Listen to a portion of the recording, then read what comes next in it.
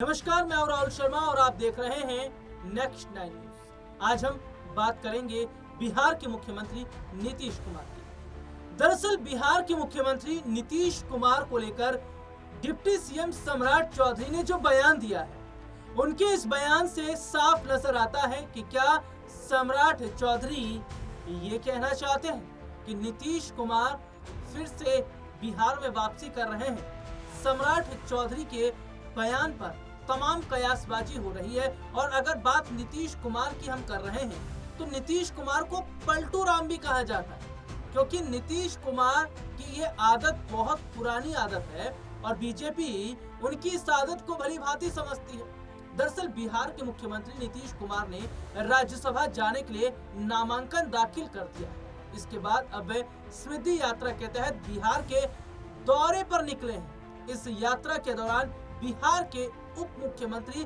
सम्राट चौधरी भी सीएम के साथ दिखे।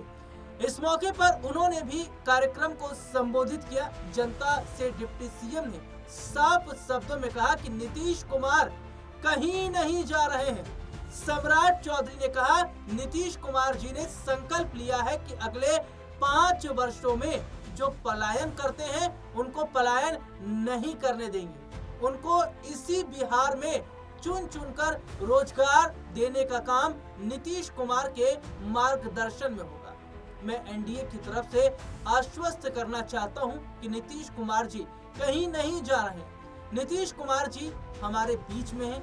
हम लोगों को मार्गदर्शन देंगे और बिहार में फिर से श्रेष्ठ बनने का काम करेंगे। बिहार पूर्ण रूप से नीतीश कुमार के नेतृत्व में ही काम करता रहेगा।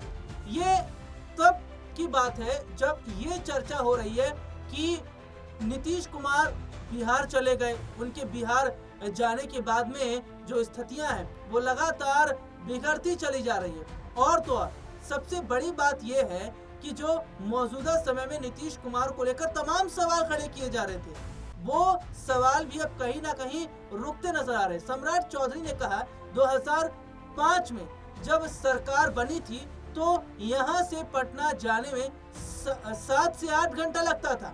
आज नीतीश कुमार और नरेंद्र मोदी के नेतृत्व में 3 घंटे में लोग पटना आ जाते हैं। ये बदला हुआ बिहार है। पहले तो इधर कोसी के डर से लोग नहीं आते थे, लेकिन मैं विजेंद्र यादव, विजय चौधरी और नीतीश कुमार को धन्यवाद देता हूँ। आप याद कीजिए 2008 और 9 में इस पूरे इलाके में बाढ़ की स्थिति हो गई थी, लेकिन नीतीश कुमार ने पूरे इलाके को सींचने का काम किया। दूसरी ओर जेडीयू नेता राजीव रंजन प्रसाद ने बिहार के मुख्यमंत्री नीतीश कुमार की समृद्धि यात्रा पर कहा, यात्राओं और संवाद के जरिए बिहार में अनेक निर्णय मुख्यमंत्री नीतीश कुमार ने लिए। जिस तरह से नीतीश कुमार ने यात्राओं और संवाद के जरिए लोगों की भावनाएं समझी हैं, योजनाओं का क्रियान्वयन कैसे हो रहा है इसकी समीक्षा की और महत्वपूर्ण निर्णय भी लिए।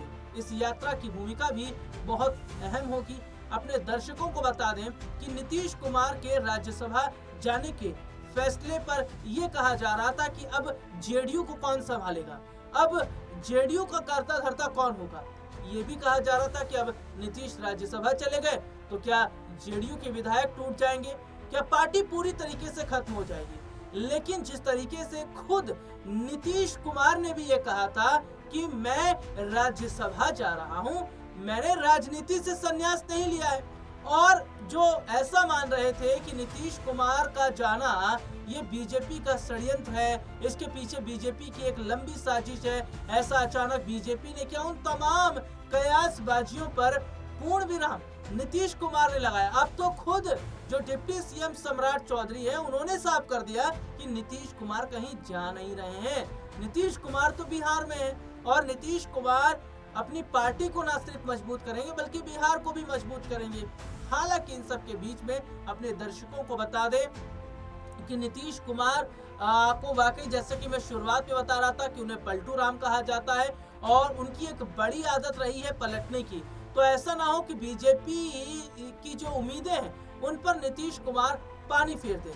हालांकि नीतीश कुमार का एक लंबा और बड़ा अनुभव बिहार के साथ रहा है अब वो अपनी जो राजनीति है, जो राजनीति में उन्होंने सीखा, जो अनुभव उन्हें मिला, उस अनुभव को वो अपने बेटे के साथ साझा कर रहे हैं। हालांकि नीतीश कुमार जो है वो पार्टी के ही कुछ लोगों को निशांत के साथ उन्होंने जोड़ कर रखा है, जो नीतीश कुमार के करीबी है, जिनमें लल्लन सिंह हैं और तमाम लोग हैं, जो निशांत को धीरे धीरे राजनीति के गुणदोष सिखाएंगे, जो धीरे धीरे निशांत को राजनीति की तमाम चीजों को बताएंगे, सिखाएंगे, पार्टी को आगे कैसे लेके जाना है, पार्टी को मजबूत कैसे करना है, ये तमाम चीजें वो बताते नजर आएंगे।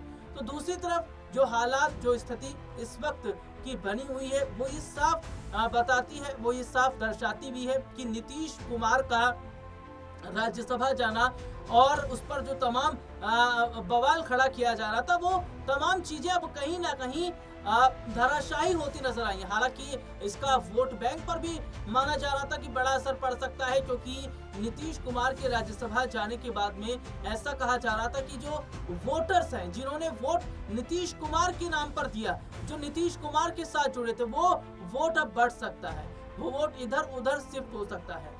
और जिस तरीके से ये चर्चाएं होने लगी, उसके बाद बीजेपी, देखिए बीजेपी इस बात को बेहतर तरीके से जानती और समझती है, वो इस बात को बेहतर समझ रही है कि अगर नीतीश को जरा भी छेड़ा तो पूरी सरकार गिर जाएगी, क्योंकि नीतीश कुमार क्या है और बिहार में उनका क्या दबदबा है, वो बेहतर तरीके से जानते और समझते हैं। यही तो वजह है कि ये बात कही जा रही है कि भैया नीतीश कुमार अपने आप भी फैसला ले कि मुख्यमंत्री कौन होना चाहिए, क्योंकि बहुत सारे ऐसे नाम हैं जो चर्चाओं में जरूर आए, लेकिन अभी तक उन नामों पर मोहर नहीं लग पाई है। अभी तक ये नहीं तय हो पाया कि किसे मुख्यमंत्री बनाया जाए। शायद हो सकता है देरी इसलिए हो रही हो क्योंकि कोई फैसला भी नीतीश ना कर पा रहे हो। और दूसरी तरफ अगर मैं निशांत कुमार की बात करता हूँ, देखिए निशांत कुमार ने जेडीयू की सदस्यता ग्रहण कर ली है, लेकिन अब उनके सामने चुनौतियां ढेर सारी हैं। चुनौतियां कुछ इस तरीके से हैं कि वोट बैंक को पकड़ कर रखना, पार्टी के अंदर अपनी जगह बनाना, जनता के बीच जगह बनाना। जिस तरीके से उनके पिता नीतीश कुमार की लोकप्रियता बिहार के अंदर थी, ठीक उसी तरीके की लोकप्रियता को बनाना। और आगे आगे ऐसे तमाम, मैं अगर कहूं तो ये अग्नि परीक्षा निशांत के लिए है। इन तमाम अग्नि परीक्षा को उन्हें पास करना पड़ेगा, तब जाकर एक चमकता हुआ डायमंड जो है वो नीतीश के बेटे निशांत यहाँ पर बन पाएंगे। फिलहाल अगर देखा जाए तो निशांत अभी तक राजनीति से दूर रहे, राजनीति से दूर वो अध्यात्म में काफ़ी ज़्यादा रुचि रखते हैं, इंजीनियरिंग के वो स्टूडेंट रहे हैं। राजनीति से दूर जो है वो अपने काम में काफ़ी व्यस्त है, लेकिन पार्टी की सदस्यता, जेडीयू की सदस्यता ग्रहण करने के बाद धीरे धीरे राजनीति के गुणधोष अब वो सीख रहे हैं। अब हाल ही में उन्होंने जेडीयू विधायकों के संग बैठक की थी। अब आने वाले वक्त में ये ज़रूर देखना होगा, जिसमें दो सवाल है कि क्या नीतीश के बेटे निशांत ठीक उसी तरीके से चमकेंगे जैसा कि नीतीश चमके थे। और फिर यहाँ पर मैं बात करूँगा नीतीश की, तो नीतीश का मन जैसा कि डगमग वाला रहा है, डगमगाता रहा है, क्या आने वाले वक्त में अगर नीतीश फिर से बिहार की तरफ वापसी कर लेते हैं, पूरी तरीके से कमबैक कर लेते हैं, तो क्या ये बीजेपी के लिए झटका रहेगा। फिलहाल आज के इस प्रोग्राम में इतना ही, मुझे इजाज़त दीजिए, नमस्कार।